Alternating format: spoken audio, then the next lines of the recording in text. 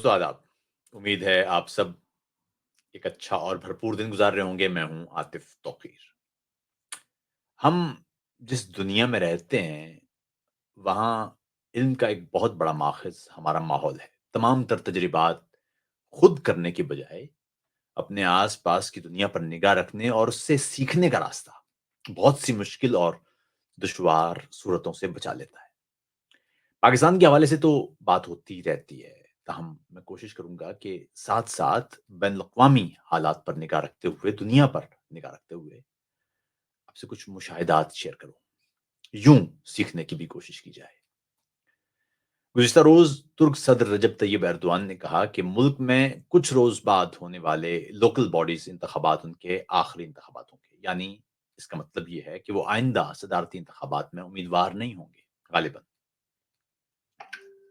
70 साला एर्दोआन पहले इस्तांबुल के मेयर मुंतखब हुए और चूंकि जोशे खिताबत और अवामी जज्बात से खेलने के माहिर हैं, इसलिए उन्होंने तेजी से मकबूलियत हासिल की। यूं वो 2003 में तुर्की के वजीर आजम मुंतखब हुए। तुर्की उस वक्त पार्लिमानी जमहूरिया हुआ करता था और तब वहां कोई शख्स फकत 2 बार वजारत उजमा के ओहदे पर फायज हो सकता था। वो 14 मार्च 2003 से 28 अगस्त 2014 तक 2 बार वजीर आजम के ओहदे पर काम करते रहे। 28 अगस्त से उन्होंने तुर्क सदर का ओहदा संभाला और बाद में मुल्की दस्तूर तब्दील करके तमाम तर इख्तियारात वजीर आजम के भी उस सदर के ओहदे में समेट लिए। यूं तुर्की की पार्लिमानी जमहूरिया का खात्मा हो गया।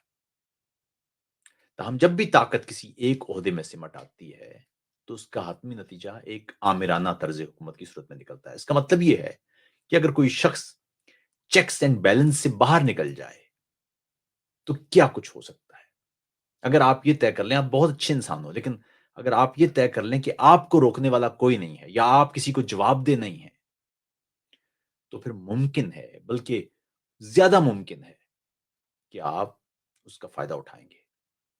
तुर्क सदर एर्दोआन ने एक तरफ तुर्की के सेकुलर निज़ाम को मजहबी जहत में तब्दील किया और साथ ही उन्होंने अपने तमाम तर हरीफों को एक-एक करके रास्ते से हटाने का काम भी किया। तुर्की में 2016 तक हालात ये थे कि अगर कोई शख्स एर्दोआन मुखालिफ बात करे और वो कुर्द हो, तो उसे फौरन कुर्दिस्तान वर्कर्स पार्टी के साथ जोड़कर दहशतगर्द बना दिया जाता था और कोई तुर्क नस्ल शख्स हो, तो उस पर करप्शन का इल्ज़ाम आयद कर दिया जाता था।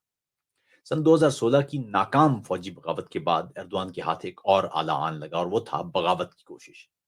इस इल्जाम पर हजारों फौजियों और पुलिस एहलकारों की बरतरफी तो एक तरफ, सरकारी और गैर सरकारी महकमों में हर वो शख्स जो एर्दोआन के खिलाफ नुक्ता हाय निगाह रखता था, उसके लिए मुलाजमत हत्ता के जिंदगी तक के दरवाजे बंद कर दिए गए।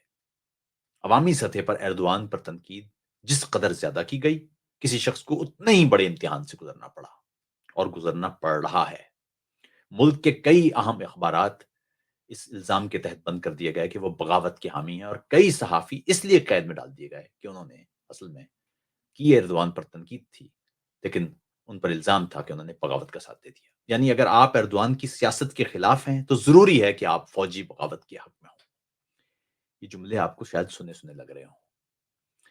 ये बात भी ज़हन में रहे कि एर्दोआन के खिलाफ फौजी बगावत हुई तो उस वक्त मुल्क की तमाम सियासी जमातों बशमूल एर्दोआन की मुखालिफ जमातों ने फौजी बगावत के खिलाफ और एर्दोआन हुकूमत के हक में एहतजाज और मुजाहरा किया था और पूरे अज़्म के साथ मुल्क में जमहूरियत के लिए खड़े हुए थे।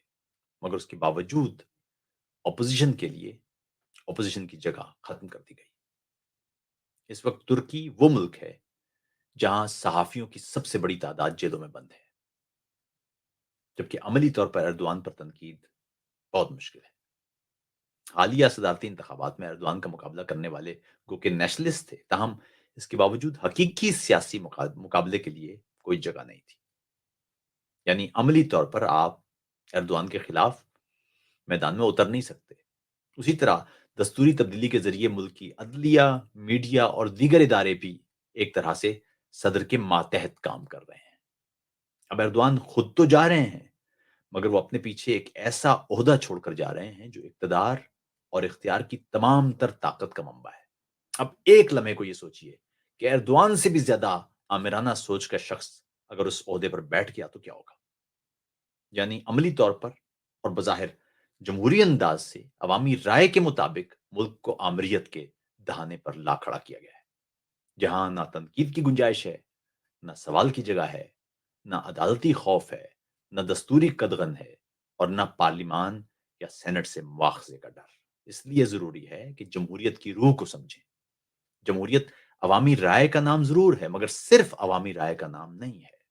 جمہوریت کا مطلب ایک انکلوسیو سسٹم ہے، جو میجورٹیرینزم کا شاخسانہ نہ ہو، بلکہ وہاں اپوزیشن ہو، عدلیہ ہو، اختلاف ہو، تنقید ہو، مکالمہ ہو، لچک ہو، اور سب سے بڑھ کر برداشت ہو۔ وزیر اعظم کا مطلب یا صدر کا مطلب بادشاہ نہیں ہوتا، نہ ہونا چاہیے۔ دوسری صورت میں کوئی جرنیل ہو کہ سولین ہو، آمریت تو آمریت ہے۔